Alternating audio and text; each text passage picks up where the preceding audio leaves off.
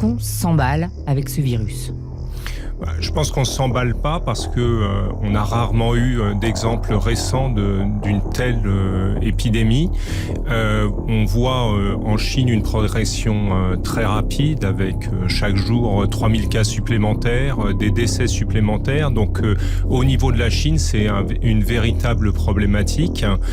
Au niveau international, l'OMS a déclaré une urgence de santé publique de portée internationale qui en fait reflète la présence de cas de plus en plus nombreux dans les pays. C'est là qu'on peut avoir des craintes, en particulier dans les pays dont le système de santé est déficient ou peu développé. Fragile.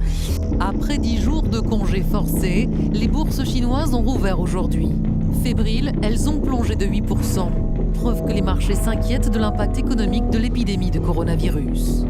La Chine est aujourd'hui un pays quasiment à l'arrêt. Entre les mesures de confinement, les restrictions de déplacement et la peur de contracter la maladie, les rues sont quasi désertes. De grandes enseignes étrangères, comme Starbucks, McDonald's et Apple, ont décidé de fermer boutique. À part les supermarchés, beaucoup de magasins ont tiré le rideau. Même les bars et les restaurants sont fermés.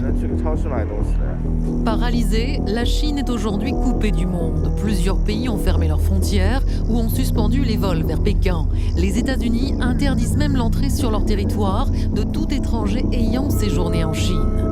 Atelier du monde entier, marché gigantesque, la Chine tente de rassurer ses partenaires économiques. Nous sommes pleinement capables de contrôler l'épidémie et de réduire au minimum son impact sur l'économie. Le FMI s'inquiète pourtant d'un risque de crise économique mondiale. Si les chaînes d'approvisionnement mondiales étaient systématiquement affectées, ou si les marchés financiers mondiaux étaient considérablement touchés par une incertitude croissante, alors évidemment l'impact serait plus important. Combien de temps encore les échanges commerciaux peuvent-ils durer avec une Chine de plus en plus isolée ? La crise sanitaire provoquée par le coronavirus risque-t-elle de se transformer en crise économique mondiale ?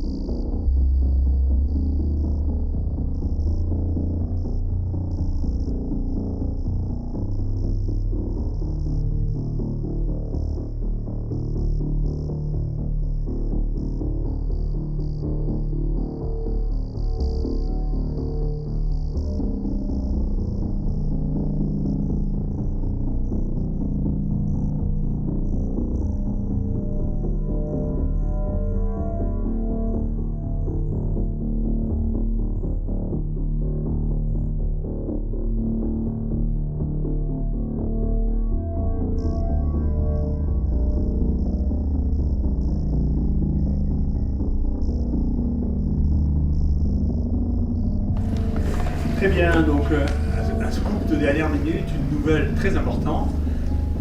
Les Chinois, qui sont ceux qui vont le plus vite, qui sont les plus pragmatiques, plutôt que de chercher un vaccin ou une nouvelle molécule qui soigne le coronavirus, on fait ce qu'on appelle du repositioning, c'est-à-dire tester les molécules qui sont anciennes, qui sont connues, qui sont sans problème de toxicité, pour les tester contre leur nouveau virus.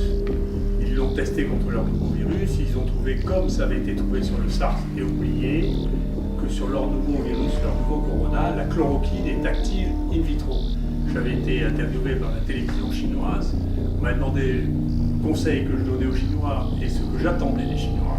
Je considère que les meilleures équipes de virologie au bon. Je leur ai dit, j'espère que très très vite, les Chinois nous donneront les résultats d'une première étude sur l'efficacité de la chloroquine sur les coronavirus.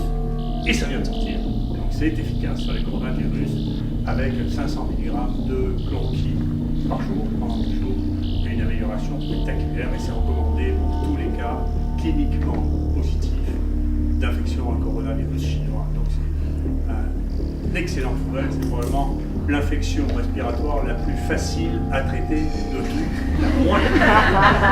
Et donc c'est pas la peine de s'exciter, il faut travailler. C'est pas la peine de s'exciter, de promettre les vaccins dans 10 ans, il faut travailler, voir les molécules potentiellement actives et qui sont immédiatement disponibles sur le marché.